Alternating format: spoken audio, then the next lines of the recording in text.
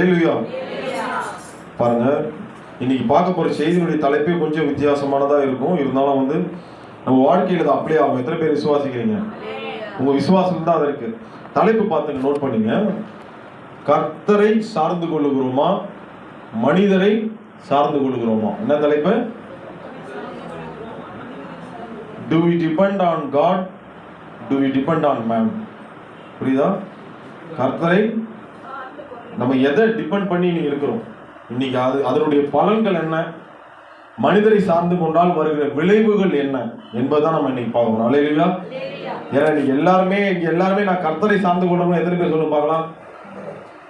மொத்தம் 4 பேர் தான். எத்தனை பேர் எல்லாருமே கர்த்தரை ஆனா முழுமையா சார்ந்து கொள்கிறோமான்றதான் ரொம்ப கவனிக்கணும். இன்னைக்கு நம்ம எல்லாருமே ரட்சிக்கப்பட்டவங்க தான், கர்த்தரை தெரிஞ்சவங்க தான். ஆனா கர்த்தரை சார்ந்து கொள்வதற்கு பிள்ளைகளாக நம்ம இருக்கிறோமா? இன்னைக்கு ஒரு ராஜாவுடைய வாழ்க்கையில தான் உங்களுக்கு அதை காட்ட போறோம். அல்லேலூயா. இது எடுக்கணும்னா பெரிய சப்ஜெக்டா கூட இருக்கலாம். ஆனா இன்னைக்கு எவ்வளவு தூரம் சுருக்கமா சொல்ல முடியுமோ கர்த்தர் சொல்றதுக்கு அவர் உதவி செய்வார். முதல்ல அந்த வசனத்தை வாசிச்சிருங்க. அதை அந்த வாசிங்க. 2 நாளாகமும் 16:9. இந்த ராஜாவுடைய வாழ்க்கையில இருந்தா உங்களுக்கு இதை எடுக்க போறோம். 2 நாளாகமும் 16:9.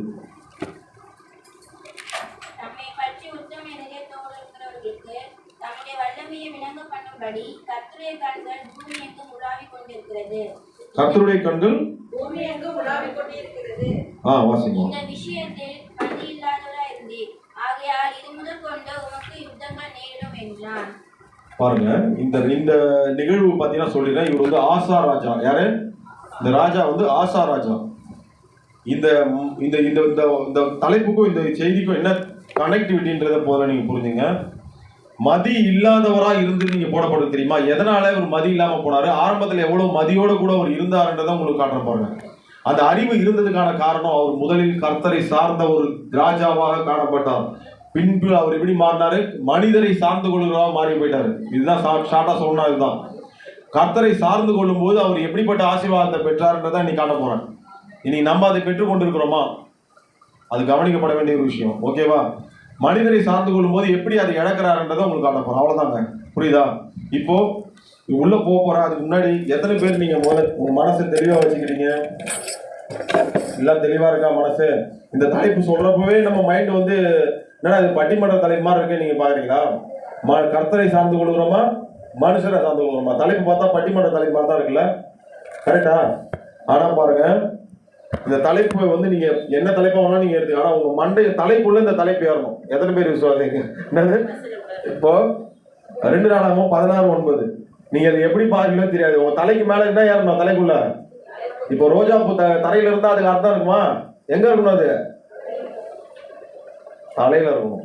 தலைப்பு பாருங்க எப்படி பாருங்க. உங்ககிட்ட ரைமிங்கா பேச வேண்டியதா இருக்கு பாருங்க. தலைப்பு அது ரோஜா பூவா இருந்தாலும் அது தலையில இருந்தாதான் அதுக்கு மதிப்பு. தலைப்பு என்னது? தலைப்பா இருந்தாலும் எந்த தலைப்புள்ள ஏறினாதான் அந்த தலைப்பு உங்களுக்குள்ள வேலை செய்யும். கரெக்டா இல்லையா? இந்த காதுல வாங்கிட்டு பட்டிமன்ற தலைப்பு முடிஞ்சவங்க எல்லாரும் போயிடுவாங்க. அந்த மாதிரி போயிடக்கூடாது. இது நமக்குள்ள தலையில ஏறணும். அதுக்குதான் இது தலைப்பு இப்படி வச்சிருக்கிறோம். கர்த்தரை சார்ந்து கொள்கிறோமா, மனுஷரை சார்ந்து கொள்கிறோமா?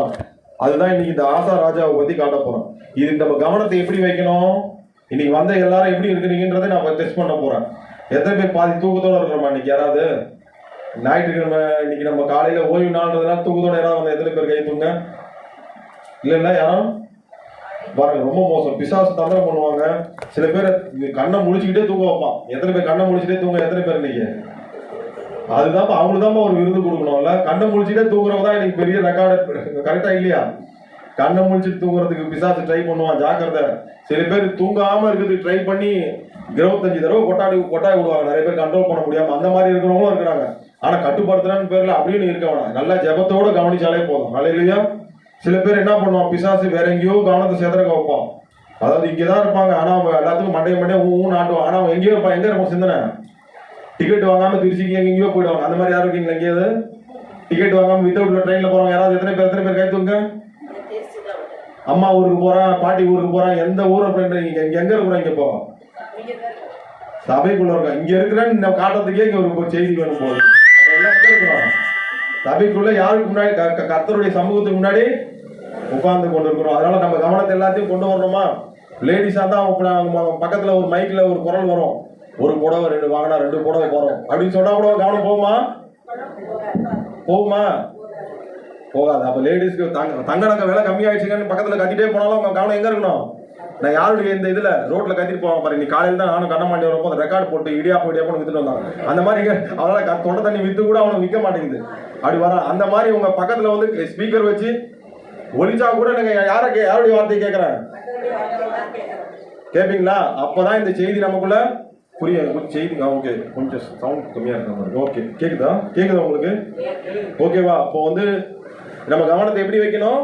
இப்படியா வைக்கணும். பக்கத்தில் வெள்ளமே போனாலும் என் கவனம் எங்கே இருக்கு? கர்த்தர் மேல. ஒரு பாதத்தில் மகன் என்ன மரியாதை உட்கார்ந்தது போல நம்ம இன்னைக்கு அவருடைய பாதத்திலிருந்து அவருடைய வார்த்தைகளை கேட்க போறோம். ஹல்லேலூயா. அதனால இந்த ஆசா அவனுடைய ராஜா அவனுடைய ஆரம்பம் எப்படி இருந்தது பாருங்க, சூப்பரா இருந்துச்சு. கரெக்டா? அதை உங்களுக்கு காட்டணுமா வேணாமா? எடுங்க பாருங்க, 2 நாளாகமம். இப்ப எல்லாம் வந்து இந்த உங்க எல்லாரையும் அந்த டூருக்கு கூட்டு போகணும். உண்மையில இது இப்படி நீங்க போனா தப்பு கிடையாது. தூக்கத்துல போக கூடாது, ஸ்பிரிச்சுவலா போகணும். என்னது? தூக்கத்துல போக கூடாது. நல்லா கவனிங்க. இப்படி போகணும். நீங்க உங்களை எல்லாம் அந்த படத்துல பழைய படத்துக்கு கொண்டு போகணும். அந்த மாதிரி கொண்டு போக போறோம் அந்த ராஜாவுடைய வாழ்க்கைக்கு. ஆசாவுடைய ராஜா யாருனே தெரியல. எத்தனை பேருக்கு ஆசா தெரியும்? யாருனே தெரியலங்க. நீங்க சொல்லுங்க, நான் கேட்கறேன். எத்தனை பேர் சொல்லுங்க? வேதத்தை படிக்க நீங்க தெரிஞ்சுப்பீங்க. ஓகேவா? 2 நாளாகமம் எடுங்க, 14வது அதிகாரம். முதல்ல கர்த்தரை அவர் சார்ந்து கொண்டு பொழுது அவருக்கு என்ன நடந்ததுன்னு காட்டுறான். 14ஆம் அதிகாரம் 2, 3, 4 அப்படியே வாசிங்க.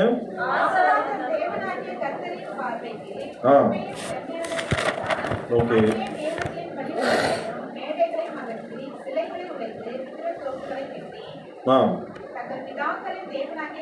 தேடவும்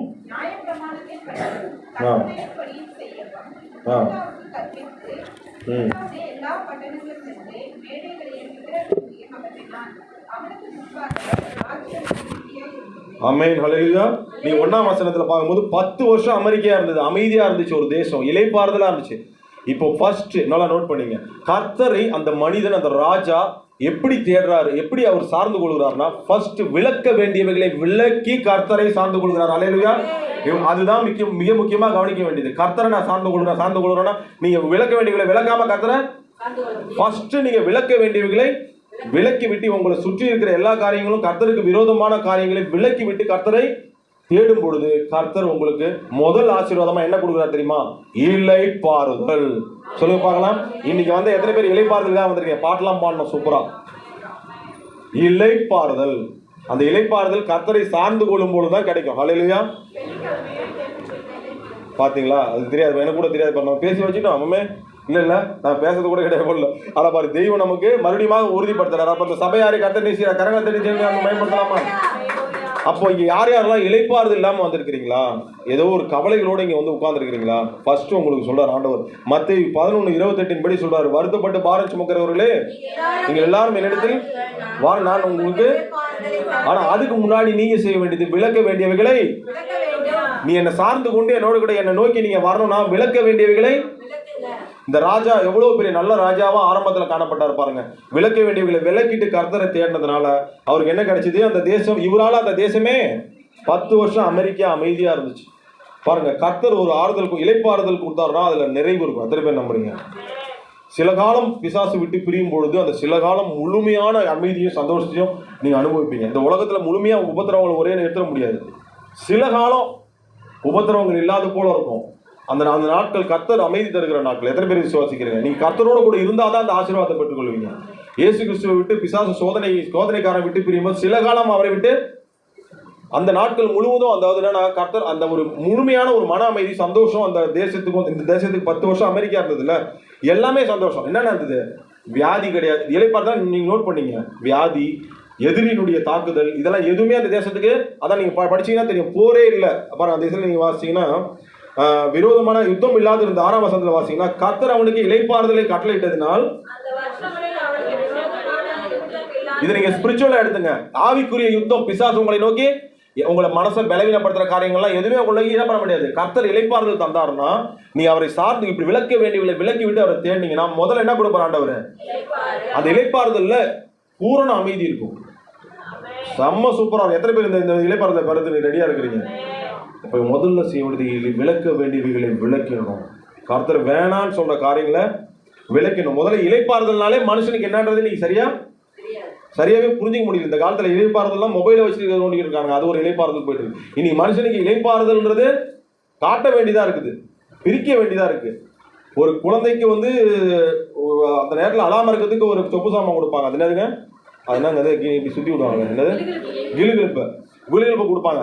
அதை பிடிங்கிட்டா அது என்ன இது அழுகுது. ஆனா அதுதான் இலைப்பாறுதலா? கிளுகிழப்பு பொம்மை இலைப்பாறுதல். அதுக்கு என்ன இலைப்பாறுதல்? அதுக்கு தாய்மொழி தான் அதுக்கு இலைப்பாறுதல். அப்ப நீ காட்ட வேண்டியது பிரிக்க வேண்டியதா இருக்கு இலைப்பாறுதல்.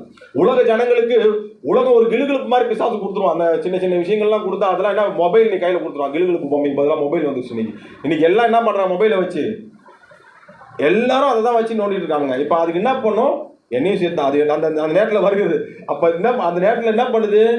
அதை பிரித்து எது இலைப்பாறுதல் காட்ட வேண்டியது இருக்கு. ஒரு உண்மையான குழந்தைக்கு இலைப்பாறுதல் யாரு? தாய். தாய் தான் அந்த எல்லாவற்றையும் உணவிலிருந்து எல்லாவற்றையும் கொடுப்பாள். அவள் தான் அந்த கொஞ்ச நேரத்துக்கு சந்தோஷத்தை கொடுக்குற கிளுகிழப்பு பொம்மை கிடையாது. அப்போ தாய் எப்போதுமே இலைப்பாறுதலை கொடுப்போம். அது போல இன்னைக்கு இலைப்பாறுதலை பிரித்து காட்டுகிறது எது? பிரித்து காட்ட வேண்டியது எது? நம்முடைய வேதம். ஹல்லேலூயா. அந்த இலைப்பாறுதலை நீங்க வசனத்தை நீங்க நல்லா வாசிங்க. 6ஆம் வசனத்துல இலைப்பாறுதலை கட்டளை எடுக்கிறான். இன்னைக்கு மனுஷன் என்ன பண்றான்? இலைப்பாறுதலை தேடிக்கிட்டு இருக்கான். ஆனா இலைப்பாறுதலை கட்டளை எடுக்கிற தேவனே நம்ம கூட இருக்கிற எத்தனை பேர் விசுவாசிக்கிறீங்க? கரங்களை தட்டி அவன் நாம் பயன்படுத்தலாமா? உங்களுக்கு இலைப்பாறுதலை கட்டளை எழுதாருங்க இன்னைக்கு அவரு. நீங்க எத்தனை பேர் போறாங்க கட்டளை? அப்ப இலைப்பாறுதலுடைய பிறப்பிடமே யாரு? நீ காலையில் நீ ஈவினிங் கூட மத்தியானம் கூட சரி மத்தியானம் நான் அவர் தான் நீ காலையில் கூட என்ன பேசினா கட்டளையே வந்துச்சு. அப்போ இலைப்பாறுதல் எங்கே? அவர் தான் கட்டளை இடுறாரு. இன்னைக்கு நீ என்னதான் வந்து ஒரு மனுஷன் வந்து பணம் சம்பாதிச்சு என்னதான் வந்து சொத்து சேர்த்தா கூட அந்த பணத்தை வச்சு தம்பி ஒரு 2 பிளேட் இலைப்பாறுதல் கொடுப்பானா? ஹோட்டலில் என்ன கொடுப்பான்? இலைப்பாறுதல் என்ன ஃபுட்டு சார் அப்படின்னு கேட்பான். கரெக்டாக இல்லையா? இலைப்பாறுதல்னா என்னது? யார் கொடுப்பா? கட்டளை கொடுக்குறது யாரு? கர்த்தராகிய தெய்வம். அவர் தான் அந்த கட்டளை அவர் கொடுத்தாதான் ஒரு மனுஷனுக்கு வர இலைப்பாறுதல். என்கிட்ட பணம் காசு அதெல்லாம் இலைப்பாறுதல் கொடுக்குன்னு நினைச்சிட்டு இருக்கீங்களா? ஒரு கட்டத்துக்கு மேல காலி ஆயிடுச்சுன்னா அது கொடுக்கறது இல்லை. ஆனா உங்களுக்கு எப்போதுமே இலைப்பாறுதலை கர்த்தர் தருகிறார். எத்தனை பேர் விசுவாசிக்கிறீங்க? அந்த இலைப்பாறுதல் இன்னைக்கு நீங்க எந்த எனக்கு தெரியல. ஆனா ஏன் ஃபர்ஸ்ட் உங்களுக்கு இலைப்பாறுதல் குறிச்சு இங்க பேசுறாருன்னா ஏதோ இலைப்பாறுதல் இல்லாம பிள்ளைகள் யாரோ இருக்கிறீங்களா என்னன்னு தெரியாது. கர்த்தர் கொடுத்தா தீர்க்க தரிசன வார்த்தை. எத்தனை பேர் விசுவாசிங்க? இந்த வேத வசனங்கள் எல்லாம் தீர்க்க தரிசன வார்த்தை. யாருக்கோ இலைப்பாறுதல் இல்லாம மனசுல நீங்க வந்திருந்தீங்கன்னா கர்த்தர் உங்களோட கூட பேசுறாரு. மகனே மகளே உனக்கு நான் இலைப்பாறுதலை தருவேன். அதான் யாத்திராகமம் பாருங்க 33:14 சொல்லப்படுகிறது. என் சமூகம் அவருடைய சமூகம் தான் இலைப்பாறுதல் தெரியும். ஆமா அவருடைய சமூகம் தான் இலைப்பாறுதல் தரும். இந்த ஆசா ராஜா அதை புரிஞ்சுக்கிட்டு அவரை சார்ந்து கொண்டது. எப்படி சார்ந்து கொள்கிறாரு? சார்ந்து கொள்றதுனா ஃபர்ஸ்ட் விளக்க வேண்டியவளை விலக்கி விட்டு அவரை சார்ந்து கொள்ளும் பொழுது அவர் பெறுகிற முதல் ஆசீர்வாதம் என்னது? இலைப்பாறுதல். இதே மாதிரிதான் மோசஸும். ஒரு உதாரணம் காட்டுற பாருங்க. மோசஸ் எப்படி? மோசஸ் கிட்ட கடவுள் பேசுறாரு. மோசே கிட்ட எப்படி பேசுறாரு பாருங்க. யாத்திராகமம் 32:20 வாசிங்க. அந்த ஜனங்களுக்கு ஒரு வித்தியாசத்தை காட்டுறாரு, பிரிச்சு காட்டுறாரு. அவங்களுக்கு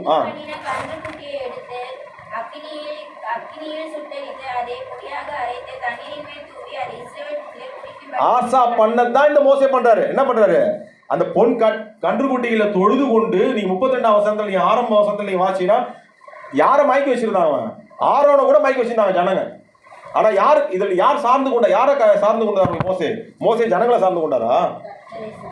மோசே வந்தது பாருங்க. கோபம் வந்த உடனே அவருக்கு வந்த கோபம். அவர் மனுஷனை சார்ந்தவரா இருந்தா என்னமா அப்படியாங்க ஓகே அவ்வளவு ஜனங்க இருக்கிறாங்க ஓகே அடிச்சிருக்கணும் போறாங்கப்பா பயந்தாரு. அவரு கர்த்தரை சார்ந்தவர். கரங்க தண்ணி கர்த்தரை சார்ந்தவங்க யாருமே பயப்பட மாட்டாங்க. அவங்க கிட்ட இலைப்பாறுதல். அதனால தான் கர்த்தர் சொல்றாரு. உனக்கு முதல்ல நான் சொல்றேன் 33ஆம் வசனத்தை சொல்றாரு. 33:14 என்ன சொல்றாரு பாருங்க. இங்கே ஆசான் மட்டும் இல்லை, நீங்க எங்க வாசாலும் சரி உங்க பேரு உங்க வாழ்க்கையிலேயே ஆண்டவர் தான் சொல்லுவாரு. நீ என்னைக்கு விளக்க வேண்டிய விளக்குனீங்கன்னா மோசே வந்த உடனே என்ன பண்றாருங்க? வந்த உடனே முதல்ல அந்த பொன் கண்டுகுட்டியில அரைச்சு என்ன பண்றாரு? கோபத்துல பவுடராய் தூக்கி போட்டுறாரு. ஆண்டவர் 33ஆம் அதிகாரம் 14ஆம் வசனத்துல பேசுறாரு. என் சமூகம் உனக்கு முன்பாக சொல்லும், நான் உனக்கு. இதாங்க நம்ம தெய்வம். அல்லேலூயா. இதாங்க நம்ம தெய்வம். ஆரோனுக்கு சொல்லலங்க. அங்க ஆரோனுக்கு சொல்ல முடியல. ஜனங்களோட ஒத்து போயிட்டார். ஜனங்களை சார்ந்துக்கிட்டாரு. ஆனா யாரை சார்ந்துட்டாரு? மோசே. கர்த்தரை சார்ந்து கொள்ளுகிற மனிதனுக்கு இலைப்பாறுதல் எப்போதும் இருக்கும். மோசஸுக்கு முதல்ல தேவைப்படுறது இலைப்பாறுதல் தான். ஏன்னா நம்ம இந்த ஜனங்களுக்கே எப்படின்னா அவர் அத்தனை ஜனங்களுக்கு நடத்தணும்னா அவருக்கு முதல்ல என்ன தேவை? அதனால்தான் மோசையை பத்தி பின்னாட்கள்ல சொல்லப்படுகிறது. வளர வளர அவரை பத்தி சொல்லப்படுகிற சாட்சி என்னன்னா மோசையானவன் மிகுந்த பூமியில் உள்ள மனிதர்கள் எல்லாம் அந்த உள்ளது யார் கொடுத்தா அந்த இலைப்பாறுதல்? விரோதமா எல்லாருமே எழுப்பிட்டாங்க. ஜனங்கள்ல இருந்து எல்லாருமே எழுப்புறாங்க. அவனுக்கு ஜனங்க ஒரு பக்கம் எழும்புது. கூட பிறந்த அக்கா அவ்வளவு தூரம் பாசமா என்ன பார்த்துட்டு அக்கா மீரியாம் எழும்புறாங்க. ஆரோன் எழும்புறாரு. எல்லாரும் எழும்புனாலும் அவருக்குள்ள இலைப்பாறுதல் யார் கொடுத்தா? அந்த சாந்தம் இருந்துச்சு. அவர் நினைச்சா எதிர்த்து கோவப்பட்டிருக்கலாம்ல, அவர் ஏன் அவரால் பண்ண முடியல? அது இருதயத்திலிருந்து ஆட்டோமேட்டிக்கா அந்த இளைப்பாறுதலை வைக்கிறவர் நம்ம கர்த்தர் கரங்களை தட்டி பயன்படுத்தலாமா? இன்னைக்கு மன அமைதி இல்லாம வந்திருக்கீங்களா? பிரச்சனைகள் மேல பிரச்சனைகள் உங்களுக்கு கொடுக்குறாங்களா? அகைன்ஸ்டா எழும்புறாங்களா? நீங்க சார்ந்து கொள்ள வேண்டியது இன்னொரு மனிதனே அல்ல, கர்த்தராகிய தெய்வத்தை. ஹல்லேலூயா. சார்ந்து கொண்டு விளக்க வேண்டியவர்களை விளக்கிட்டீங்கன்னா கர்த்தர் உங்களை இளைப்பாறுதலை கொடுத்தே இருப்பாரு. இன்னைக்கு எத்தனை பேர் விசுவாசிக்கிறீங்க? இன்னைக்கு மனுஷனுக்கு ரிலாக்ஸே கிடையாதுங்க. வேலை வேலை வேலை ஒரு பக்கம். இந்த பாருங்க, இந்த எப்படி இதை சொல்லும் போதே ஒரு விஷயம் ஞாபகம் வரும். வெயிலில் ஓடி வந்து ஒரு பையன், அம்மா தண்ணி, என்ன கேட்பான்? தண்ணி தண்ணி தண்ணின்னு கேட்பான். அந்த மாதிரி நீ ஜனங்க எல்லாமே ஸ்பீடாக தான் போயிட்டு இருக்குது. வேலை வேலை வேலை, ஓட்டி ஓட்டி ஓட்டி, என்னடா ஓட்டி ஓட்டி, ஊட்டி கூட போக முடியாமல் குடும்பத்தோட சந்தோஷமா இருக்காம இளைப்பாறுதல் ஜாலியாக போயிட்டு வர்றது கூட அவங்களால என்ன பண்ண முடியல. அந்த அளவுக்கு இளைப்பாறுதல் இல்லாமல் மனுஷன் என்ன பண்ணுறான்? ஓடிக்கொண்டு இருக்கிறான். பணம் பணம் பணம் பணம், நிம்மதி ஒரு பக்கம் அவனுக்கு இழந்து போயிடுறாங்க நிறைய மனிதர்கள். கரெக்டா இல்லையா? ஆனாலும் கூட கர்த்தர் நம்மளை பார்த்து சொல்றாரு, நான் உனக்கு, ஏன்னா நீ என்னை சார்ந்திருக்கிற, பணத்தையோ மனிதனையோ வேற யாரையுமோ நீ சார்ந்து கொள்ளவில்லை, நீ என்னை சார்ந்து கொள்ளபடினால் நான் உனக்கு இளைப்பாறுதல் தருவேன். அந்த இடத்துல பாருங்க எவ்வளவு அழகா வந்து ஆசாவுக்கும் மோசேக்கும் உள்ள வித்தியாசம், ஒரு ஒற்றுமையை பாத்தீங்களா? பாருங்க 4ஆம் வசனம் வாசிங்க மறுபடியும். அவன் என்ன சொன்னா பாருங்க, ஜனங்களுக்கு மோசே சொல்றது போல 14 நாள்ல வாசிங்க.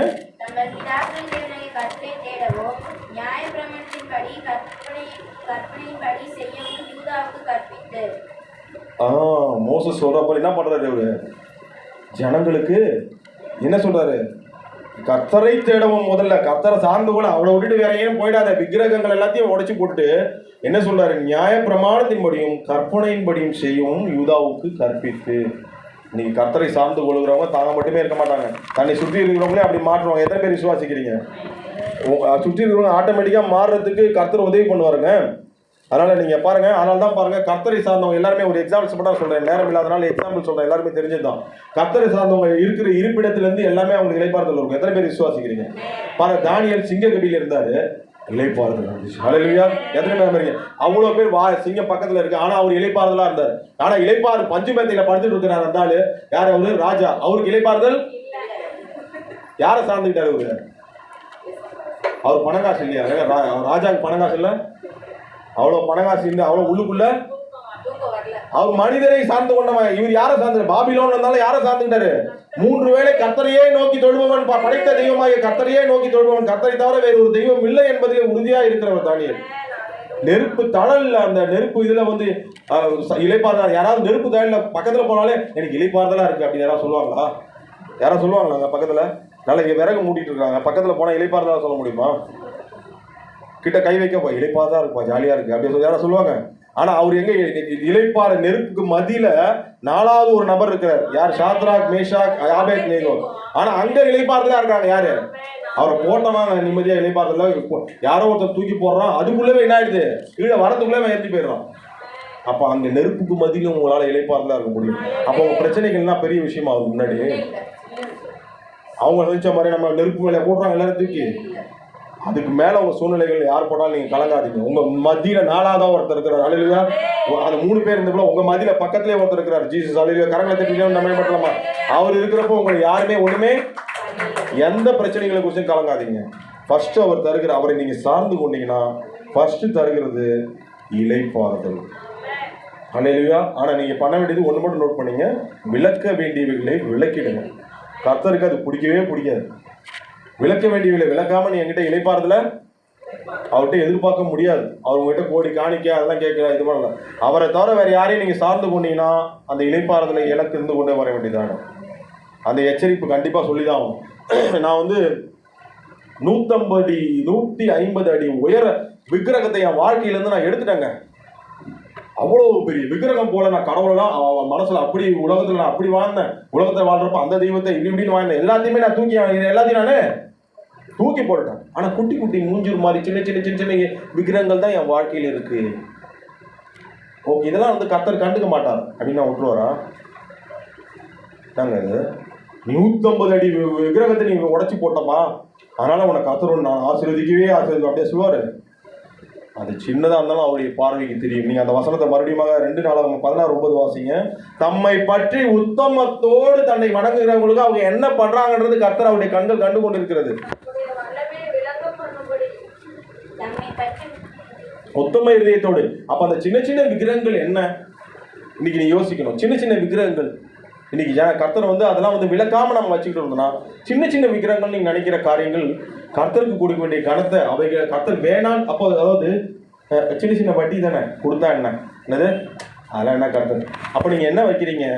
கர்த்தருடைய வார்த்தை வட்டி வாங்கக்கூடாது அதிகம் போடப்பட்டிருக்கு. அந்த வார்த்தைக்கு மேல எதை வைக்கிறீங்க?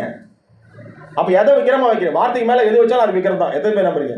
வார்த்தைக்கு மேல எதை வச்சாலும் நீ வட்டி விட்டுக்கிட்டு அந்த மாதிரி சொன்னா அது கர்த்தர் அருவருக்கிற காரியம். அதை விலைக்கு போடணுமா வேணாமா? கர்த்தருக்கு கொடுக்க வேண்டிய நேரங்கள் கூட காணப்படுது. நம்ம நேரங்களை கரெக்டாக நம்ம கடவுளுக்கு கொடுக்கும்போது அதுவும் கர்த்தருக்கு இன்னொரு இடத்துக்கு கொடுக்கும்போது அதுவும் விக்கிரகமாக குட்டி குட்டி தானே கர்த்தர் காண மாட்டோம். இது நம்ம இன்னும் என்ன சொல்றது, ஃப்ரெண்ட்ஷிப் இம்பார்ட்டன்ட். கர்த்தருக்கு கொடுக்க வேண்டிய நேரங்களில் ஃப்ரெண்ட்ஷிப் இம்பார்ட்டன்ட் கொடுக்கும்பொழுது இந்த மாதிரி பல காரியங்கள் ரிலேட்டிவ்ஸ் நம்ம இம்பார்ட்டன்ட் கொடுக்கும்பொழுது நம்மளை யாரெல்லாம் வைக்கிறோமோ இதெல்லாம் சின்ன சின்ன தானே கர்த்தர் கண்டுக்க மாட்டாருன்னு நமக்கு கண்டுக்க மாட்டாருன்னு விட முடியுமா? அதை கர்த்தர் கவனிக்கிறார். ஹல்லேலூயா. இதெல்லாம் நம்ம திருத்திக் கொள்ளும். ஏன்னா அவரை சார்ந்து கொண்டா முழுசாக தான் சார்ந்து கொள்ளணும். ஒரு பிள்ளையை கொஞ்சம் பொழுது முழுசாக தான் பாசமாக தான் கொஞ்சுவாங்க, பாதி பாதியாக கொஞ்சுவாங்க. ஒரு பிள்ளையை அன்பு காட்டி கொஞ்சம் பொழுது அப்படியே பாதி முத்து அப்புறமா கொடுத்துருவாங்க. அப்படியே எப்படி முழுசாக தானே கொஞ்சுவாங்க. அதுபோல் கர்த்தரையோட அந்த சார்ந்து கொள்ளணும்னா முழுசாக அவரை நம்ம சார்ந்து கொள்ளணும். ஹல்லேலூயா. இன்னைக்கு தொழுது கொள்கிற நேரம்னா நம்ம முழுசாக கர்த்தருக்காக முழுமையாக நம்மளை அர்ப்பணிக்கணும். எல்லா பகுதிகளிலும் கர்த்தர் சில விஷயங்கள்லாம் உணர்த்துவார். இதை வந்து தொடர்ந்து பண்ணிட்டே வந்து இது வந்து சரியானது இல்லை மகனே மகளே, இதை திருத்திக்கோ அப்படின்னு சொல்லும்போது நம்ம என்ன பண்ணோம்? திருத்திக் கொள்ள வேண்டும். அப்போது கர்த்தர் இந்த இளைப்பாறுதலை நமக்கு என்ன பண்றாரு? கட்டளை இடுகிறா காணப்படும். அதனால தான் பாருங்க இந்த வசனத்துல பாருங்க, அவர் பாருங்க இளைப்பாறுதலை 6ஆம் வசனத்துல அவனுக்கு கட்டளையிட்டாரு. அவனுக்கு யுத்தம் இல்லாத இருந்துதான். கவனிச்சிங்களா? எத்தனை நாள் இருந்துச்சு மேல 1ஆம் வசனத்துல? 10 வருஷம் யுத்தம் இல்லாது இருந்தது. இந்த மாதிரியான ஒரு நிலையை தான் உங்களுக்கு எனக்கும் தருவார். ஹல்லேலூயா. முதல்ல உங்களுக்கு இளைப்பாறுதலை முழுசா கடவுள் கொடுத்துட்டாரு. எத்தனை பேர் விசுவாசிக்கிறீங்க? முழுசா கொடுத்துருக்காரு. நீங்க கர்த்தரை விசுவாசி அவரோட இருந்தாலே உங்களுக்கு இளைப்பாறுதல் என்ன பண்றாரு? அவரை சார்ந்த கூட முழுசா கொடுத்துறாரு. இப்போ 1 கோடி ரூபாய் உங்களுக்கு கொடுத்துறாங்கன்னு வச்சுக்கோங்க. 1 கோடி ரூபாய் கொடுத்துறாங்க, உங்க பேலன்ஸ்ல இருக்கு. சரி, நீங்க ரொம்ப கஷ்டப்பட்ட ஒரு ஃபேமிலியா இருந்திருக்கிறீங்க. உங்க பிள்ளைங்க கூட ஒரு பேச முடியாம ஒரு சிரிக்க முடியாம இருந்த ஒரு ஏழை வீட்டுல திடீர்னு 1 கோடி ரூபாய் கொடுத்தா அந்த ஏழை வீட்டுல என்ன பண்ணுவாங்க? பிள்ளைக்கு அதுக்கு முன்னாடிலாம் வரலாம், அது முதல் நாள் வரலாம், ஐயோ பிள்ளை ஸ்வீட்டு கிடைச்சா அது கொடுக்க முடியலையே, சிரிச்சு அதுக்கிட்ட பேச முடியலையே, வறுமை ஒரு பக்கம் என்னை வாட்டி எடுக்குது அப்படின்னு சொல்லி ஒரு மனிதர் வாடும் பொழுது அந்த மனிதருக்கு 1 கோடி ரூபாய் கிடைக்குதுன்னா அவன் என்ன பண்ண வாங்கிட்டு அப்படியே அமைதியா அதே மாதிரி நடந்துப்பான். முதல்ல தான் பிள்ளைக்கு போய் என்னென்ன வாங்கினோமோ எல்லாத்தையும் வாங்கி கொடுத்து சந்தோஷமா சிரிச்சு பேச மாட்டான். ஒய்ஃப் கிட்ட சந்தோஷமா பேச மாட்டான். ஒரு குடும்பத்தையும் அழகா ஒரு புன்முறுவலோடு தன்னுடைய சந்தோஷத்தை வெளிப்படுத்த மாட்டான். இன்னைக்கு நமக்கும் அப்படி தானே கொடுத்துருக்காரு. நம்ம அப்படி வெளிப்படுத்துறோமா? இன்னைக்கு ஏன் வெளிப்படுத்துறது இல்லை? இளைப்பாறுதல் ஏன் முழுசா பெற முடியல? கரெக்ட். இன்னும் நம்ம யார் ஏன் இது நம்ம நிதானிச்சு பார்க்கணும். நம்ம யாரை சார்ந்து இருக்கிறோம்? அப்ப இந்த இளைப்பாறுதலை முழுசா பெறணும்னா நம்ம யாரை சார்ந்திருக்கணும்? கர்த்தரை சார்ந்திருக்கணும். இன்னைக்கு தேவையில்லாத ஏன் மனுஷரை சார்ந்து கூடாதுன்னா, மனுஷன் முழுமையா உங்களுக்கு இளைப்பாறுதலை தர முடியாது. கர்த்தரை சார்ந்து கொள்ளும் போது அவர் காட்டுகிற மனிதர்கள் மூலமாக அவர் இளைப்பாறுதல் தரும். அது வேற விஷயம். கர்த்தரை விட்டுட்டு இன்னொரு மனிதரை சார்ந்து கொள்ளும் போது இளைப்பாறுதல் உங்களுக்கு கிடைக்கிறது இல்லை. அது நீங்க மனதில் ஞாபகம் வச்சுங்க. அதனால தான் பாருங்க நம்ம மார்த்தாளை குறித்து சொல்லும்போது இளைப்பாறுதல் லூக்கா 10:41-42 இருக்கிறாரு. மரியாள் பாதத்தில் உட்கார்ந்துருக்காங்க. யார் இளைப்பாறுதலை பெற்றாங்க?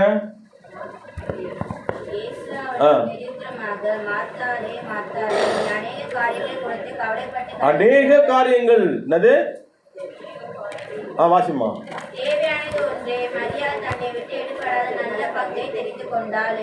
பாத்தீங்களா? அந்த மரியாள் தன்னை விட்டு எடுபடாத நல்ல பங்கை தெரிந்து கொண்டாலாம். அந்த இளைப்பாறுதல் உள்ள அந்த வார்த்தை கர்த்தரை அவர் தெரிந்து கொண்டார். ஹல்லேலூயா. கர்த்தரை அவர் சார்ந்து கொண்டால், கர்த்தரை விட்டு அவர் வெளியில விலகியே எங்கேயும் போல, கர்த்தருடைய பாதமே தஞ்சம் என்று வந்த அவளுக்கு இளைப்பாறுதல் எப்போதும் ஒரு எடுபடாத பங்கில் இதுவும் ஒரு பங்கு. எத்தனை பேர் விசுவாசிக்கிறீங்க? எடுபடாத பங்கு நித்திய ஜீவன் வரை நீங்க சொல்லிட்டு போலாம். அந்த எடுபடாத பங்குல இளைப்பாறுதலும் ஒண்ணு அமைகிறது. ஹல்லேலூயா. அது எல்லாம் கவனிக்கணும். அதுவே மார்த்தாளை குறித்து கர்த்தர் சொல்லும் போது என்ன சொல்றார்? நீ அநேக இன்னைக்கு உலகத்துல பிசாசு நல்லா நோட் பண்ணீங்க. இன்னைக்கு உங்களுக்குள்ளேயும் எனக்குள்ளேயும் அந்த மாதிரி மைண்டை கொண்டு வரானா? அப்படிங்களா? உங்களுக்குள்ளே நீங்க உடனே இயேசுவின் நாமத்துல கண்டிச்சுக்கணும். ஹல்லேலூயா. ஒரு நெகட்டிவ் தாட்ஸை கொடுக்குறானா, என் இளைப்பாறுதலை கெடுக்கிறதுக்கு கொடுக்குறானா, நீங்க என்ன பண்ண உடனே இயேசு நாமத்தை விலைக்கு போ, நான் ஏன் துக்கமத்தோடு இருக்கணும்? உடனே உங்களை இயேசு நாமத்தை கடிந்து கொள்ளணும். ஹல்லேலூயா. என்ன அப்போ உங்களுக்குள்ள ஒரு ஃப்ரெஷ்னஸ் உண்டாகும். பாருங்க, ஒன்றுமே இல்லாத விஷயத்த பெருசாக காட்டுவோம். இப்போ பாருங்களேன், அண்ணாச்சி கடைக்கு நான் ஒரு 1000 ரூபா, ஒரு 100 ரூபா கடன் கொடுக்கணும்ப்பா. சரி 1000 ரூபான்னு வச்சுங்களேன், 1000 ரூபாய் கடன் கொடுக்கணும். பிசாசுன்னா பிசாசு உங்களை பயமுறுத்துக்கிட்டா 1000 ரூபாய், ஒரு எக்ஸாம்பிளாக சொல்கிறேன், 1000 ரூபாய் தான் கொடுக்கணும். நம்ம சம்பளம் வந்தாலும் என்ன பண்ண போகிறேன், கொடுத்துட போகிறேன். இது ஒரு சாதாரணமாக கேஷுவலாக சொல்கிறோம். ஆனால் பிசாசு வந்து எப்படி தெரியுமா காட்டுவாங்க, பிரச்சனைகளுக்கு எக்ஸாம்பிள் சொல்கிறான். அநேக காரியங்களை குறித்து கவலைப்படுறேன்னு சொல்ல தெரியுமா, ஒன்றுமே இல்லாத விஷயங்கள் எல்லாமே கர்த்தரால தீர்க்கப்படக்கூடியது. அதை ஒன்றுமே இல்லாத எப்படி தெரியுமா பிசாசு காட்டுவான், 1000 ரூபாவா, 1001 ரூபா இருக்குப்பா அதில், என்னது 1001 ரூபா நான் பண்ணணும், 101 ரூபா தனித்தனியாக காட்டுவான். என்னது 201 ரூபா, 301 ரூபா. அப்போ பிசாசு பண்ணுற வேலை என்னது, உங்களை தனித்தனியாக ஒவ்வொரு ரூபாவா காட்டுறது போல உங்கள் பிரச்சனைகள் ஒவ்வொன்றையும், நெகட்டிவ் தாட்ஸை ஒவ்வொன்றையும் காட்டி காட்டி காட்டி உங்களை என்ன பண்ணுவான், இலைப்பாறுதல் இல்லாமல் பண்ண பார்ப்போம். இன்னைக்கு அதை விரட்டி அடிக்கிறீங்க. எத்தனை பேர் விரட்டி அடிப்பீங்க? நான் சொல்லி நாங்கள் ஏசி அந்த விலகிப்போ கர்த்தர்கள் எப்பொழுதும் சந்தோஷமா இருக்கணும்னா எனக்கு என் தெய்வம் சொல்லி கொடுத்துருக்காரு. ஏன்னா நான் அவரை சார்ந்து கொள்கிறேன், விளக்க வேண்டியவங்களை விளக்கிட்டு. அப்போ எதுவும் உங்களை அணுகாது. ஹல்லேலூயா. விசுவாசிப்பீங்களா? இன்னைக்கு நீங்கள் இந்த ஆசீர்வாதத்தை பெற்றுக்கொள்ளணும். அது முதல் ஆசீர்வாதம் இந்த ஆசா பெற்றது இலைப்பாறுதல். ஹல்லேலூயா. இந்த இலைப்பாறுதல் நீங்கள் பெற்றுக்கொள்வீங்களா? பெற்றுக்கொள்வீங்க. எத்தனை பேர் பெற்றுக்கொள்வீங்க? உங்க கூட ஏற்கனவே அந்த இலைப்பாறுதல் இருக்கிறாரு, அவர் தான் இயேசு. ஹல்லேலூயா. ஸோ இன்னைக்கு வந்து நம்ம அந்த இலைப்பாறுதலை குறித்து முதல்ல பார்த்தோம். ரெண்டாவது பகுதிக்கு நேராக நம்ம கடந்து போகலாமா? அவர் என்னென்ன ஆசீர்வாதத்தை பெற்றார் பாருங்க. வாசி மாதா 2 நாளாகமும் 14:11.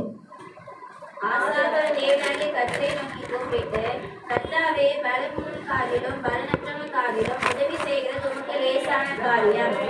எங்கள் தேவனாகிய கர்த்தாவே, எங்களுக்கு துணை நின்றோம். உம்மை சார்ந்து உம்முடைய நாமத்தில் ஏராளமான இந்த கூட்டத்துக்கு எதிராக வந்தோம்.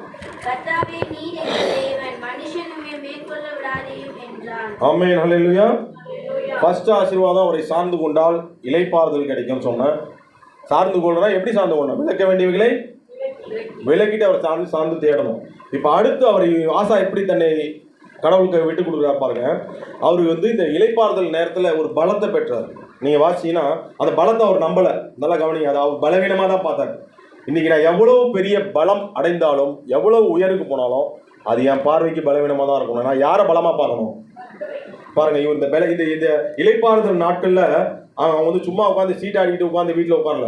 அவங்க என்ன பண்ணாங்க தெரியுமா? எதிரிகள் உள்ள நுழையாதபடி இலைப்பாறுதலான அந்த 10 வருடம் அமைதியான அந்த நாட்களில் அழகா சூப்பராக அழகத்தை கட்டுறாங்க. நம்ம இந்த இலைப்பாறுதல் கத்தல் கொடுக்குறாருன்னா நம்ம என்ன பண்ணணும்? ஆவிக்குரிய வாழ்க்கையை கட்டணும். எத்தனை பேருக்கு இது பண்ண போறீங்க? அப்போதான் நீங்கள் தொடர்ந்து இலைப்பாறுதலே அடுத்த ஒரு பிசாசு வரும்போது நீங்கள் பெற முடியும். இலைப்பாறுதல் கிடைச்சோடனே ஜாலியாக உட்காந்து சீட்டாட்டு அப்படின்னா அந்த மாதிரி உலகம் பண்ணாமல் நம்ம படம் ஆகும். எதிரி வரும்பொழுது மறுபடியும் சொல்றேன், இலைப்பாறுதல் என்பது கொஞ்ச நாளைக்கு கடவுள் கொடுக்கும். மறுபடியும் பிரச்சனை வரும்போது எதிர்க்கிறதுக்கு தேவையான பலத்தை நீங்க பெற்றுக்கொள்ளணும். அப்போ அடுத்த காரியம் என்னது? பலன் கர்த்தர் கொடுக்குறாரு, ஆசீர்வாதம் இந்த ஆசாக்கு. ஆனா அதுக்கு முன்னாடி ஆசா என்ன பண்றாரு? அந்த இலைப்பாறுதல் நாட்கள்ல அதை நீ கவனி. 8ஆம் வசனம் வாசிமா.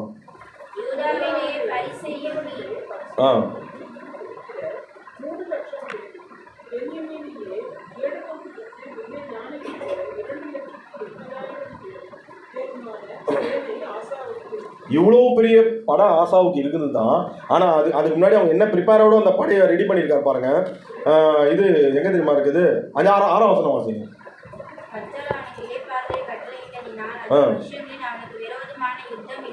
அப்ப என்ன பண்ணாங்கன்னு சொல்லப்படுது. ஆமென். ஹல்லேலூயா. தேசம் அமைதியா இருந்ததுனால ஜாலியா இருந்துட்டு ஊரை சுத்திட்டு அப்படியே ஜனங்களுக்கெல்லாம் அப்படி இப்படி இது பண்ணல. என்ன பண்ணா? அலங்கம் கட்டி எதிரி உள்ள நுழையாத இருக்கு. என்ன பண்றான்? நீ வீட்டுல போய் வாசினா, நீங்க 7ஆம் வசனம் கூட வாசிமா. அமர்ந்திருக்கையில் அமைதியான நேரத்துல நாம் இந்த பட்டணங்களை கட்டி அவைகளுக்கு அலங்கங்கள், கோபுரங்கள், வாசல்கள் உண்டு பண்ணி தாழ்பால் போட்டு பலப்படுத்துவோமாக. நம்முடைய தேவனாகிய கர்த்தரை தேடினோம். தேடின போது சுற்றிலும் நமக்கு இலைப்பாறுதல். ஆமென். இப்படி எல்லாம் பண்ணி தேடின போதுதான் என்ன பண்றாரு? நமக்கு அவருக்கு இலைப்பாறுதலை கட்டளையிட்டார். அப்படியே கட்டினார்கள், அவர்களுக்கு காரியம் இதெல்லாம் நடந்தது. இப்போ ஒரு பெரிய பலமான டீமா ரெடியா இருக்கிறாரு ஆசா. ஆனா அதை அவர் நம்பல. 2வது பாருங்க, அவர் எப்படி கர்த்தரை சார்ந்து கொள்ளாரு பாருங்க. தன்னுடைய பலத்தை அவர் பலமாவே பார்க்கல. இன்னைக்கு எத்தனை பேர் நம்ம எவ்வளோ உயர்த்தி என்ன ஆசீர்வதிச்சாலும் நான் அதை ஒரு பெரிய போட்டு அண்ண மாட்டேன். எனக்கு பலமும் எனக்கு எல்லாமே யார்கிட்ட இருக்கு? தொடர்ந்து நீங்க தான். இதெல்லாம் ஒரு நாள் இதுவாயிடலாம். ஆனா எனக்கு நீங்க தான் எனக்கு பலம், எல்லாமே நீங்க தான்ப்பா, நீங்க தான்ப்பா எனக்கு தேவை. நீ சொன்னீங்கன்னா கர்த்தர் உங்களை மென்மேலும் ஆசீர்வதிப்பார். ஹல்லேலூயா. அந்த 10 வருஷம்ன்றது 35 வருஷமாச்சு அவங்களை இளைப்பாறுது. நீ பாருங்க, அந்த ஆசா என்ன பண்றாரு? எனக்கு சூப்பரான வார்த்தை, பாட்டு கூட பாடணும்ல, நம்ம லாஸ்ட்ல அந்த பாட்டு பாடலாம். என்ன பாட்டுது? சரி, என்ன வசனது? பலமற்றவனாகிலும் பலமுள்ளவனாகிலும் பலமற்றவனுக்காகிலும் என்ன ஒரு இது இப்படி இருக்கணும், இப்படி கடவுளை சார்ந்து கொள்ளணும். எங்களுக்கு துணை நில்லும். இத்தனை முன்னாடி நம்ம என்ன வாச்சோம்? 2,80,000 பேரான சேனையே இருந்தா கூட இவர்கள் எல்லாம் பராக்கிரமசாலிகள் வேற போடப்பட்டிருக்கு 8ஆம் வசனத்துல. ஆனாலும் அதை அவர் பார்க்கல. பலம் உள்ளவனுக்காகிலும் பலமற்றவனுக்காகிலும் உதவி செய்கிறது லேசான காரியம். உண்மையே நான் சார்ந்திருக்கிறேன் ஆண்டவரே, எங்களுக்கு துணை நில்லும். இந்த கூட்டம் இவ்வளவு பேர் சார்ந்த நான் உண்மையே. ஆனா உண்மையிலே என்ன நடக்குது தெரியுமா? அதை விட பயங்கரமான கூட்டம் அவங்களுக்கு எதிர்த்து வருது தெரியுமா உங்களுக்கு? நீ கீழே போய் வீட்டுக்கு நேரம் வாசிங்க, வீட்டில் போய் வாசிங்க. 13 வருஷத்துலாம் நீ வாசிங்கன்னா பயங்கரமான ஆட்கள் வந்திருக்காங்க அங்கே எல்லாமே. ஆனா கர்த்தர் அவங்கள ஜெயிக்க வச்சாரு. ஹல்லேலூயா. கர்த்தரை சார்ந்துக்கிட்டதுனால தான் பாருங்க ஜெயிக்க வச்சாரு கூட போடப்பட்டிருக்குமே. எங்க அது? 13ஆம் வசனம் வாசிமா.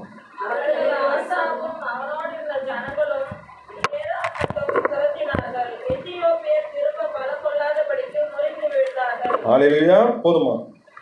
அப்ப யார் அதை முறியடிச்சது? யார் அவங்க நம்பி சார்ந்து கொண்டதுனால தானே இந்த ஆசீர்வாதம். ரெண்டாவது, உங்க வாழ்க்கையிலும் சரி, இன்னைக்கு என் பலம், என்னுடைய உழைப்பு, என்னுடைய இது எதுவுமே கிடையாது. ஹல்லேலூயா. எல்லாமே உங்ககிட்ட இருந்து வருது ஆண்டவரே. எத்தனை பேர் விசுவாசிக்கிறீங்க? அப்பதான் நீங்க இன்னும் அதிகமா அவரை சார்ந்து கொள்றீங்க. ஜீசஸ்க்கு எல்லாரும் இருந்தாங்க, கரெக்டா இல்லையா? அவர் ஒரு வார்த்தை சொன்னா எங்கிருந்து வருவாங்க?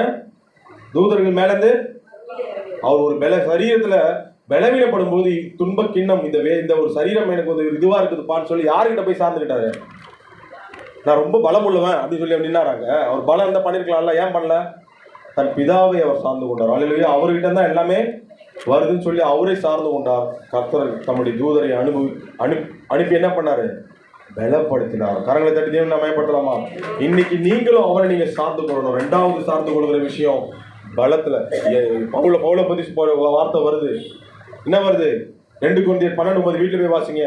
பலவீனமா இருக்கிறாரு, என் கிருபை உனக்கு பலவீனத்திலே பலம். அதுக்கு ஒரு பவுல் அந்த சொல்றாரு பாருங்க. இந்த வார்த்தை படிங்க, யாராவது எடுத்தோங்க. 2 Corinthians 12:9. அதற்கு அவர் பலவீனத்திலே என் பலன் பூரணமாய் விளங்கும் என்றார். ஆகையால் கிறிஸ்துவின் வல்லமை என்மேல் தங்கும்படி என் பலவீனங்களை குறித்து நான் மிகவும் சந்தோஷமாய் மேன்மை பாராட்டுவேன். ஆமென். ஹல்லேலூயா. பலவீனத்தை குறித்து மேன்மை பாராட்டுவாங்க எத்தனை பேர்? அதனால பவுலுடைய ஸ்டேட்மெண்ட்லாம் வித்தியாசமா தான் இருக்கும். கரெக்டா? ரோமர் 8 பாருங்க, கர்த்தரையே சார்ந்து கொண்டதுனால தான் ரோமர் 8 நீங்க வீட்டில் போய் வாசிங்கன்னா கிறிஸ்துவின் அவர் சார்ந்து கொண்டதை எப்படி வெளிப்படுத்துறாரு பாருங்க. கர்த்தரை சார்ந்து கொண்டதை பிரிக்க முடியாத உறவா. இன்னைக்கு நம்ம பாட்டெல்லாம் பாடணும். என்ன பாட்டு பாடணும்? ஒருபோதும் முனை பிரியா வர வேண்டும். அப்போ அந்த இயேசு கிறிஸ்துவனுடைய அன்பை விட்டு அவரை பிரிக்க முடியாத அளவு சார்ந்திருக்கிறாங்க அவரு. ரோமர் 8 வாசிங்க 30 கிறிஸ்துவனுடைய அன்பை விட்டு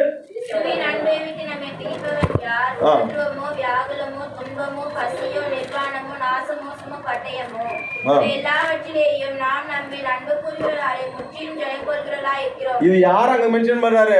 அவரை சார்ந்து கொண்டா யாரை ஜெயிக்க போறேன்னா கிறிஸ்து என்ன ஜெயிக்க போற. ஹல்லேலூயா. எங்க பலன்ல கிடையாது. இதுல ஒரு காரியம் வந்தாலே நம்ம தலை சுத்தி கீழே வந்துடுறோம். என்ன போட்டுருக்காரு? எத்தனை காரியத்தை சந்திச்சிருக்காரு? இளைப்பாறுதல கெடுக்கிறதுக்கு இந்த ஒரு காரியம் நமக்கு வந்தா போதாது. என்ன போட்டிருக்கு? உபத்திரவம், துன்பம், நாசமோசம், நிர்வாணம், இது எல்லாத்திலுமே அவர் சந்தோஷமா இளைப்பாறுதல அவரால் பேச முடியுதுன்னா அவர் கிறிஸ்துவின் அன்பை விட்டு பிரிக்க முடியாத அளவுக்கு சார்ந்திருக்கிறார். கரங்களை தட்டி நம்ம பயன்படுத்தணும் இல்லையா? அப்படி நீங்க சார்ந்து இருக்கணும்னா இங்க பலவீனம். இவருக்கு சொன்ன காரியம் எல்லாமே பலமானதா? ரொம்ப பாசிட்டிவானதா? எல்லாமே பலவீனம் தான். உபத்திரவம், வியாகுலம், நிர்வாணம் எல்லாமே அவருக்கு வந்தா கூட கிறிஸ்துவின் அன்பை விட்டு என்னை பிரிப்பவன், அந்த பலமே அவருக்கு எப்படி வந்துச்சு? அதுதான் அவரை சார்ந்து கொண்டதனுடைய வெளிப்பாடு. ஹல்லேலூயா. இன்னைக்கு நீங்களும் நானும் வாழ்க்கையில பிரச்சனைகள் வரலாம். சில காலம் இளைப்பாறுதல கர்த்தர் கட்டளையிடலாம். அந்த இளைப்பாறுதல நம்ம என்ன பண்ணது? ஆசா பண்ணது போல அலங்கம் கட்டுறதுலாம் ஆவிக்குரிய வாழ்க்கையில, ஜப வாழ்க்கையில, உறுதி வேத வாசிப்புல நம்ம இன்னும் பலத்துக்கு மேல பலம் அடையணும். ஹல்லேலூயா. அப்பதான் அடுத்து வருகிற எதிரியும் நீங்க பலத்தை பெற்றுக்கொள்ள முடியும். அந்த ஆசீர்வாதத்தையும் ஆசாவை கொடுத்தது போல நம்ம கொடுப்பாரு. அப்ப நீங்க கர்த்தரை சார்ந்து கொள்வது இதெல்லாம் ஒரு ஃபார்மட் மாதிரி. ஓகேவா? ஃபர்ஸ்ட் இலைப்பாறுதல் கிடைச்சி நீங்கள் அப்படியே இலைப்பாறுதல் ஜாலியாக படுத்து அப்படி ஜாலியாக அப்படி இல்லை. இலைப்பாறுதலில் நம்ம என்ன பண்ணோம், இன்னுமாக நம்ம ஆவிக்குரிய வாழ்க்கை கட்டப்பட ஒப்பு கொடுத்தீங்கன்னா அடுத்தடுத்த காரியங்கள் நீங்கள் தொடர்ந்து பலத்தை பெற்று இலைப்பாறுதலை பெற்றுக்கொள்ள முடியும். அதனால தான் நீங்கள் வீட்டில் அடுத்தது வாசிங்க. 35 வருஷம் பலத்தோடு கூட இலைப்பாறுதலை அனுபவிச்சிருக்காங்க பாருங்கள். அந்த 2 நாளாகம் எடுங்க. 2 நாளாகமத்தில் 15-19 வாசிக்கலாம்.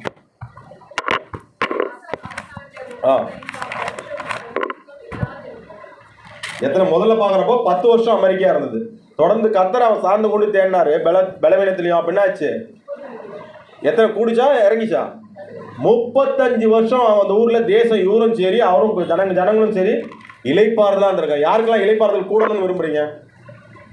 இன்னும் கூட எனக்கு அதிகமாக வேணும் அப்படின்னா நீங்கள் கர்த்தரை சார்ந்து கொடுங்க. விளக்கு வெளியில் விளக்கி விட்டு எல்லாவற்றையும் நீங்கள் அவரை நோக்கி பார்த்தீங்கன்னா, அலங்கம் கட்டிட்டு அவரை தேடி தேடி பார்த்தீங்கன்னா பிசாசு எய்ய முடியாத ஒரு அவன் என்னதான் எது பார்த்தாலும் உங்கள் மேலே என்ன பண்ண முடியாது. ஒரு கட்டத்துக்குள்ளே நீங்கள் சுற்றி கர்த்தர் உங்களை தம்முடைய கிருபைக்குள் வைத்துக் கொள்வார். உன்னதமானவரின் மறைவுகளை நீங்கள் இருப்பீங்க. எத்தனை பேர் விசுவாசிக்கிறீங்க? அப்படி நீங்கள் மாறணும்னா இப்போ சொன்னதை ஃபாலோ பண்ணுங்க. இந்த ஆசா கிட்ட இருந்து நம்ம கற்றுக்கலாமே. ஃபர்ஸ்ட்டு என்ன பண்ணுறாரு, அவர் கர்த்தரை சார்ந்து கொள்ளும் பொழுது இலைப்பாறுதல் விளக்க வேண்டியதை விளக்கி விட்டு அவர் தேர்றாரு. கடவுளை இலைப்பாறுதலை கட்டுறாரு. 2வது பலத்தோடு கூட இருந்தாலும் கூட தன்னுடைய பலத்தை பலவீனமாக தான் பார்க்குறாரு. கர்த்தருடைய பலத்தையே அவர் பெருசாக பார்க்குறாரு. அப்படி சார்ந்து கொண்டபடினால் இன்னுமாக இலைப்பாறுதல் கூடினது. 35 வருஷம் இலைப்பாறுதலாக மாறுச்சு. ஹல்லேலூயா. இப்படிப்பட்ட இந்த மனிதர் போல நாம் இன்னைக்கு இருக்கிறோமா? இன்னைக்கு நமக்கும் ஆவிக்குரிய வாழ்க்கையில் யுத்தங்கள் இருக்கு. எத்தனை பேர் யுத்தங்கள் இல்லைன்னு சொல்றீங்க? யாராவது ஆவிக்குரிய வாழ்க்கையில் யுத்தங்கள் இருக்கா இல்லையாங்க நமக்கு? அப்போ யாரை நீங்களும் நானும் சார்ந்து கொள்ளணும். இன்னைக்கு இந்த மாதிரி பிசிக்கலாலாம் இந்த மாதிரி எத்தியோப்பியர் வரமாட்டாங்க, பாபிலோனியர் வரமாட்டாங்க, பிசிக்கலாக வரமாட்டாங்க. ஆனால் எல்லாமே நமக்குள்ள வசனம் வாசிங்க. அதை வாசிங்க போனோம். எபேசியர் 6:12 வாசிங்க. இதுக்கு தான் நான் பேசிட்டு இருக்கேன். இந்த ஆவிக்குரிய யுத்தங்கள் உங்களை பலவீனப்படுத்துகிற அந்த சத்துருக்களை இனங்கண்டு கொண்டு நீங்கள் இலைப்பாறுதலை நீங்கள் பெறணும்.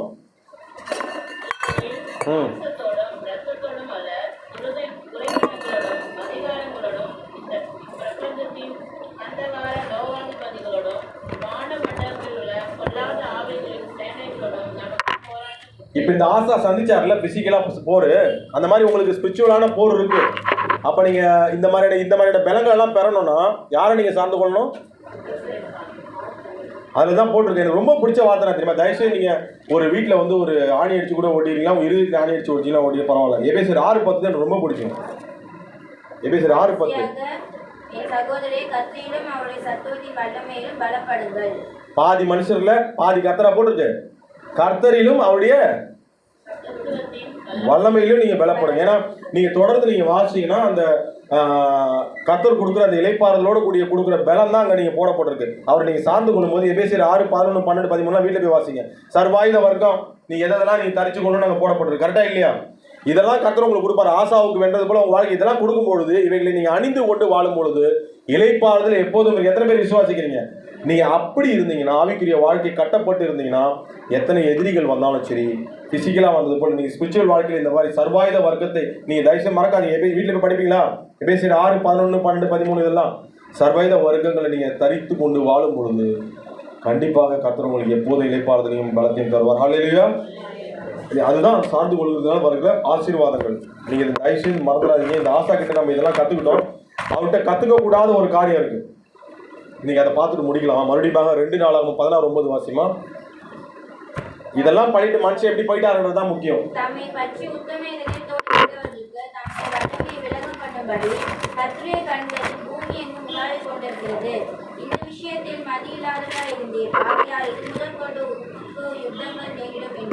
இது முதல் கொண்டு இப்பதான் இதோட அர்த்தம் உங்களுக்கு புரியுதா? இவ்வளவு தூரம் இந்த நல்ல மனுஷன் கடைசியில் என்ன ஆயிட்டாரு? மனுஷரை சார்ந்து கொண்டாரு. அந்த வசனத்தை காட்ட பாருங்க. எந்த வசனம் தெரியுமா? அது 4ஆம் வசனம் வாசிமா. 16 ஒரே நிமிஷமா. 16:3 வாசி. 2:3 வாசிமா. 16 2:3.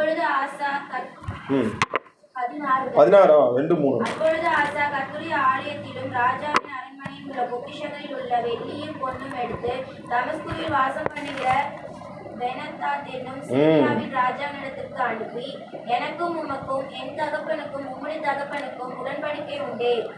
பாத்தியா? வெள்ளியும் பொன்னும் உமக்கு அனுப்பினேன். இஸ்ரவேலின் ராஜாவாகிய பாஷா என்னை விட்டு விலகி போகும்படிக்கு நீர் வந்து அவனோடு செய்த உடன்படிக்கையை தள்ளி போடும் என்று சொல்லி அனுப்பினான். பாத்தீங்களா? யாரை சார்ந்துக்கிட்டாருங்க?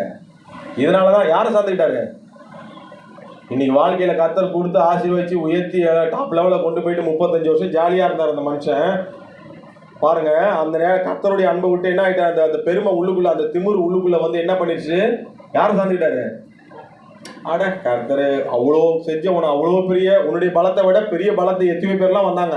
அதெல்லாம் பீட் பண்றதுக்கு யாரும் உதவி பண்ணா? கர்த்தர். அவரை விட்டுட்டு இப்போ இவர் பெரிய ஊர், இந்த சீரியா ராஜா பெரிய ராஜா. Do we depend on man? மனிதரை சார்ந்து கொள்ளுகிறோமா? இன்னைக்கு நம்மளை நாமளே சிந்திக்கணும். நாம மனிதரை சார்ந்து கொண்டால் வருகிற விளைவுகள் என்னன்றதை புரிஞ்சுக்கணும். பாருங்க, அந்த மனுஷன் என்ன ஆயிட்டாரு? அந்த ரொம்ப விளக்கமான போக விரும்பல. 16:9 ஒரே வார்த்தையில சொல்லிட்டாரு. அந்த தீர்க்கதரிசி வந்து சொல்றாரு. என்ன சொல்றாரு பாருங்க, இந்த விஷயத்தில் நீ மதி இல்லாதவராய் இருந்தீர், மனுஷனை சார்ந்து கொள்ள பண்ணினார். ஆகையால் உமக்கு இது முதல் கொண்டு ஸ்டார்ட் ஆகிடு. வாழ்க்கையில ஏன் யுத்தங்கள், பிரச்சனைகள், கவலைகள், போராட்டங்கள் நமக்கு வருகிறது? இப்படி யாரும் ஒவ்வொரு வாட்டியும் வந்து தீர்க்கதரிசிகள் பக்கத்துல வந்து சொல்றதுக்கு யாரும் வரமாட்டாங்க. கர்த்தருடைய வார்த்தையே நமக்கு போதிக்கும். எத்தனை பேர் விசுவாசிக்கிறீங்க? இன்னைக்கு நம்ம கேட்டிருக்கிறீங்கன்னா, முதல்ல நம்மளை திருத்திக் கொள்ள வேண்டிய காரியங்கள், வாழ்க்கையில போராட்டங்கள், பிரச்சனைகள் இன்னும் இருந்துகிட்டு இருக்கேன் வாழ்க்கையில அப்படின்னா அதுக்கு காரணம் நான் மனுஷரை சார்ந்து கொண்டு இருக்கிறேன். ஏதோ ஒரு பகுதியில கர்த்தரை விட்டுட்டு முழுமையா சார்ந்து கொள்ளாம வேற ஒரு விஷயத்திலேயே மைண்டை வச்சிருக்கிறேன். இன்னைக்கு நான் மாத்திக்கிறேன் ஆண்டவரே. எத்தனை பேர் சொல்ல போறீங்கன்னா, நான் எனக்குள்ள கூட இருக்கலாம் அந்த குறை. இன்னைக்கு நான் நம்பக்கூடிய ஒரே நபர் யாரு? முழு இருதயத்தோடும் முழு ஆத்மாவோடும் உன் தேவனாய கர்த்தரிடத்தில் அவர்கிட்ட சொல்யூஷன் ஆகாத பிரச்சனையே கிடையாது. இதை தீர்க்கறதுக்கு இன்னொரு வைத்தியம் அப்படிலாம் கிடையாது. இந்த மனிதர் என்ன பண்ணா தெரியுமா? அதையும் சொல்லி நான் முடிக்க போறேன். இந்த ஆசா ராஜா கர்த்தர் உணர்த்துறாருங்க, எவ்வளவு ஒரு நல்லது. உங்களுக்குலாம் ஒரு பிரச்சனை, நீங்க யார்கிட்ட போவீங்க? இது கர்த்தருக்குரிய பிரச்சனைங்க. இது உங்களுக்குலாம் பிரச்சனை, நீங்க யார்கிட்ட போவீங்க? பக்கத்துல போவீங்க, பக்கத்துல லட்சுமி யாரோ ஒரு பேர் ஏதோ பக்கத்துல போய் உங்களுக்கு கவலைகளை போய் கொட்டுவீங்க. நம்ம தப்பா நினைச்சுக்காதீங்கப்பா. நம்ம லட்சுமின்றதே ஒரு எக்ஸாம்பிள் தான் சொன்னேன். ஒரு ரமேஷ் ஏதோ ஒன்று, ஒரு ரமேஷ், ராஜேஷ், லட்சுமி, நீங்க லேடிஸாக இருந்தால் அப்படி இப்படி போவீங்க. ஓகேயா? பேசுறதுக்கு உங்களுக்கு கவலைகளை கொட்டிக்கிறதுக்கு போவீங்கல்ல. கர்த்தருக்குரிய பிரச்சனைங்க இது. அவர் யார்கிட்ட போவாரு? உங்களுக்கு ஏதாவது பிரச்சனை வழக்கு நீங்க போடுவீங்க, யாரை நோக்கி போவீங்க? வக்கீலை நோக்கி போவீங்க, வழக்கு போடுவீங்க. இது அவருக்குரிய பிரச்சனை. நீ என்கிட்ட இருந்து ஆசீர்வாதம் விடுதலை எல்லாத்தையும் வாங்கிட்டேன், நான் யார்கிட்ட போய் வழக்கு போடுவேன்? ஏன்னா இங்க அவரு எப்படி இருக்காரு தெரியுமா? அவர் எப்படி இருக்காரு தெரியுமா? நீதிபதியா இருக்காரு. நோட் பண்ணீங்க. கடவுள் பாருங்க, ஒரு பாவியை ஏன் தண்டிக்கிறது கூட யோசிக்கிறாருன்னா அவர் நீதிபதியா இருக்கிறாரு, வழக்கறிஞராகவும் இருக்கிறாரு. வழக்கில் மாட்டிக்க உள்ளாததுக்காக தாய் தகப்பனாகவும் இருக்கார். போயிடாத மகனேன்னு, இதெல்லாம் பண்ணாதரான்னு நண்பனாகவும் இருக்கிறார். எத்தனை பேர் விசுவாசிக்கிறீங்க? ஹல்லேலூயா. இந்த ஆசாவுக்கு அப்படி கர்த்தர் வாய்ப்பு கொடுத்து கூட அவர் பயன்படுத்திக்கணும். இன்னைக்கு ஒரு மனுஷன் பாவம் பண்றான்னா அவன் மனந்திருந்ததுக்கு கடவுள் வாய்ப்பு கொடுக்குறாரு. எடுத்தோட நீதிபதியாக அவர் போய் நின்ற மாட்டார். அவருக்கே 1008 வழக்கு போடணும். அவர் போனா வழக்கு போடலாம் 1008. அவர் யார்கிட்ட போய் வழக்கு போடுறாரு? அவர் தான் நீதிபதி. ஸ்ட்ரைட்டாக தண்டிச்சிடலாம். ஆனால் அவர் தண்டிக்கல, வாய்ப்பு கொடுக்குறாரு. ஃபர்ஸ்ட் அவர் நான் சொன்ன எத்தனை விதமான கேரக்டரா இருக்காரு. நீதிபதியா இருந்தாலும் அவர் ஒரு மனிதனை தண்டிக்கிறதுக்கு முன்னாடி அவனை திருத்தத்துக்கு வாய்ப்பு கொடுக்குறாரு. தாயா இருக்கிறாரு, அப்பாவா இருக்கிறாரு. அதையும் கேட்கலாம் அவன் மாறிறாரு, நண்பனா இருந்து பாக்குறாரு. அப்போ அந்த நண்பனா இருந்து மாறுறாரு. அதையும் கேட்கலாம் எப்படி மாறுறாரு? வழக்கறிஞரா மாற. சரி, இவனுக்காக பரிந்து பேசலாம் ஆண்டவரே, நான் சொல்லி கேட்கலப்பா, இவனை மன்னிச்சிருப்பா, ஒரு தடவை வாய்ப்பு கொடுப்பான்னு வழக்கறிஞரா கூட மாறுறாரு. உங்களுக்காக பரிந்து பேசுகிறது யாரு? அதையும் கேட்கலனா முடிவுல என்னவா மாறிறாரு? நீதிபதி ஆகிறாரு. ஏன்னா அவருக்கு மேல ஒருத்தர் கிடையாது. அப்ப இந்த ஆசாவுக்கு ஒரு வாய்ப்பு வந்துச்சு, அந்த வாய்ப்பை பயன்படுத்தல. பாருங்க அந்த மனுஷன் என்ன பண்றாரு பாருங்க. அதை மட்டும் வாசி முடிக்காம அது 7ஆம் வசனமா இல்லப்பா, அது ஒரு சொல்லுங்க. 10ல இருந்து வாசி. இல்ல 12ஆம் வசனம் வாசிமா. 2 16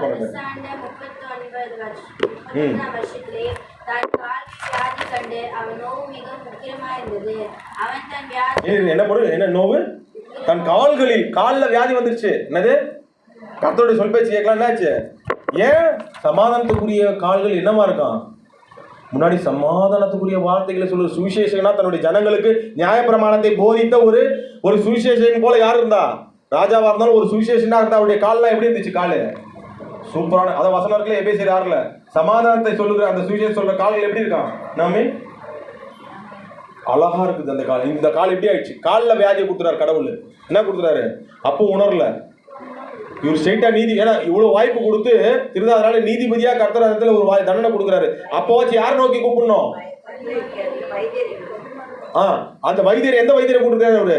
அவன் தன் வியாதியிலும் அவன் என்ன போடுறது? தயவுசெய்து படிக்கிறத கோடு போட்டு வச்சுங்க. அந்த வியாதியிலும் கர்த்தரை வேற ஒரு மருத்துவர் நோக்கி போயிட்டாரு. அப்போ யாரை சார்ந்துட்டாரு அவரு? முதல்ல கர்த்தரையே முழுமனதோட சார்ந்த மனிதர் ஆசா கடைசியில எப்படி போயிட்டாரு? வியாதி காலில் வந்து கூட யாரை போய் மனுஷன் கர்த்தர் அந்த நேரத்துலயே புத்தியில உரைக்காம யாரை போய் தேடினாரு? வேற ஒரு மனுஷனை தேடினாரு. கடைசியில நிம்மதி இல்லாத ஒரு மறிச்சிட்டாரு. அதுக்கப்புறம் வாசனை திரவியம் எல்லாம் போடப்பட்டிருக்கு. வாசனை திரவியம் போட்டு என்ன பிரயோஜனம்? உடம்புல பரிமளம் இருக்கும், என்ன போட்டாலும் உடம்புல கர்த்தருக்கு கீழ்ப்படியிலேயே. புரிஞ்சுக்கிட்டீங்களா? அவ்வளோதாங்க. நீங்கள் முடிச்சுட்டேங்க. டூ வி முதல்ல கேட்ட கேள்வியை தான் கடைசியில் கேள்வி முடிக்கலாம். Do we depend on God or do we depend on man? யாரை நாம் சார்ந்து கொள்ளுகிறோம்? அதற்குரிய பலன்களை பார்த்தோம். பலன்கள் சொன்ன யாசா பெற்ற அந்த இளைப்பாறுதல் பிளஸ் பலம், பலத்துக்குள்ள வெற்றி, ஆசீர்வாதம் எல்லாமே இருக்கு. இவைகளை இழக்க வைக்கிற ஒரே காரியம் மனுஷரை சார்ந்து கொள்வதுதான். ஜாக்கிரதையா இருப்போமா? இந்த ஆசா கிட்ட நிறைய பாடத்தை கத்துக்கிட்டோமா? நம்ம வாழ்க்கையில இனி யாரை சார்ந்து கொள்ள போறோம்? இப்ப இதுவரை நான் கர்த்தரை சார்ந்து கொள்றதுல 50% தான், இன்னைக்கு 100% ஆக்கிப்போம். அல்லேலூயா. கர்த்தர் உங்களை ஆசீர்வதிப்பாராங்க. இந்த லேசான காரியம் லேசான காரியம், இதுவும் லேசான காரியம், பலம் உள்ளவன் பலமற்றவன், பலம் உள்ளவன் பலமில்லாதவன், யாராயிருந்தாலும் உதவிகள் செய்வது லேசான காரியம். என் இயேசுவுக்கு லேசான காரியம், லேசான காரியம், லேசான காரியம். பிசைந்து மனிதரை படைப்பது லேசான காரியம். மண்ணை பிசைந்து மனிதரை படைப்பது லேசான காரியம். மண்ணான மனிதனுக்கு மண்ணாவை தருவது லேசான காரியம். என் இயேசுவுக்கு லேசான காரியம், லேசான காரியம், லேசான காரியம். பலமுள்ளவன் பலமற்றவன், பலமுள்ளவன் பலமில்லாதவன், யாராயிருந்தாலும் உதவிகள் செய்வது லேசான காரியம். என் இயேசுவுக்கு லேசான காரியம்.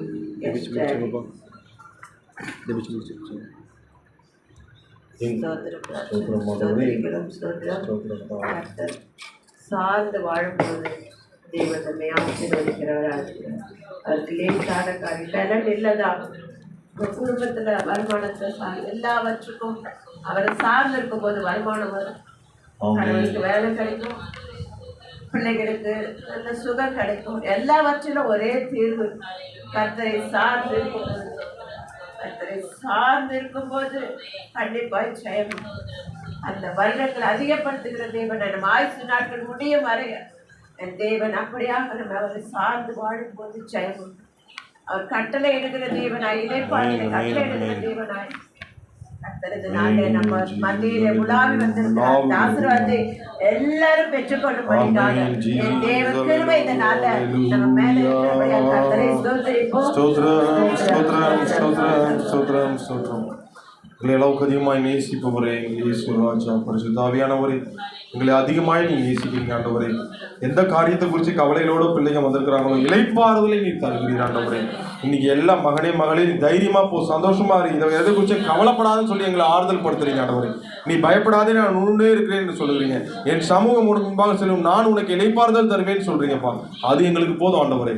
அப்படின்னா நாங்கள் உங்களை தான் நாங்கள் சார்ந்திருக்கிறோம் ஆண்டவரே. இந்த ஆசாவை போல முதல்ல சார்ந்துட்டு பாதியில விட்டுட்டு போறவங்களா இராதபடி மோசேயை போல கடைசி வரலும் உண்மை சார்ந்து கொள்ளுகிறவா காணப்பட கர்த்தர் கிருபை செய்துள்ளுங்க. உண்மை போல இயேசுவை, உண்மை போல பிதாவை சார்ந்து கொள்ளுகிறவா எப்பொழுதும் காணப்பட எங்களுக்கு கிருபை செய்துள்ளுங்க. இதுல சொல்லப்பட்ட ஆசீர்வாதங்களை ஒன்று கூட நாங்கள் விட்டுடக்கூடாதுப்பா. கடைசி வரலும் நாங்கள் இளைப்பாறுதல் அனுபவிக்கணும். கடைசி வரலும் நாங்கள் பலத்தை பெற்றுக்கொள்ளணும். கர்த்தர் கிருபை செய்துள்ளுங்க. மனிதரை சார்ந்து கொள்ளாதபடி கர்த்தரையே முழுமையாக சார்ந்து கொள்ளக்கூடிய மனதை தாங்கப்பா. முடி நாமே மேம்பட்டும். பிள்ளைங்க என்ன கவலைகளோட என்ன பிரச்சனைகளோட வந்தாங்களோ அதுலேருந்து விடுவித்து அவங்க தேவைகளை சந்தித்து உன் நம்பிக்கை வீண் போகாது என்று சொல்லி நீங்க கர்த்தாவை நீங்க துணையா இருந்து நீங்க வழி நடத்துங்கப்பா. இயேசு மூலமே ஜெபிக்கிறோம் எங்க நல்ல பிதாவே. ஆமென்.